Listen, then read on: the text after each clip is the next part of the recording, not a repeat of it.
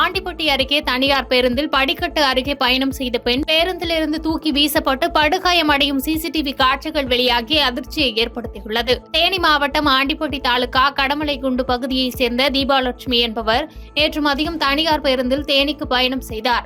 பேருந்து படிக்கட்டின் அருகிலேயே பாதுகாப்பு கம்பியை பிடித்து நின்றபடி பயணம் செய்தார். அப்போது நடத்துனரிடம் பயணச்சீட்டு பெற்று அதனை கைப்பையில் வைக்கும் போது எதிர்பாராத விதமாக பேருந்திலிருந்து வெளியே தவறி விழுந்ததில் தலையில் பலத்த காயமடைந்து அங்கிருந்தவர்களால் மீட்கப்பட்டு தேனி அரசு மருத்துவக் கல்லூரி மருத்துவமனையில் சிகிச்சைக்காக அனுமதிக்கப்பட்டு அங்கிருந்து மேல் சிகிச்சைக்காக மதுரை ராஜாஜி அரசு மருத்துவமனையில் அனுமதிக்கப்பட்டு சிகிச்சை பெற்று வருகிறார். இந்த நிலையில் அந்த பெண் பேருந்திலிருந்து வெளியே தவறி விழும் சிசிடிவி காட்சிகளும் பேருந்து நடத்துனர் தவறி விழும் பெண்ணை காப்பாற்ற முயற்சிக்கும் சிசிடிவி காட்சிகளும் தற்போது வெளியாகியுள்ளது.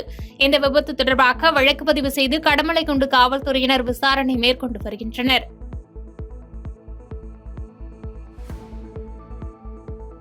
பாதகம் செய்பவரை கண்டால் நாம் பயங்கொள்ளலாகாது பாப்பா. மோதி மிதித்து விடு பாப்பா, அவர் முகத்தில் உமிழ்ந்து விடு பாப்பா. அண்மை செய்திகளை உடனுக்குடன் தெரிந்து கொள்ள இணைந்திருங்கள் இயம்நாடு தொலைக்காட்சியுடன்.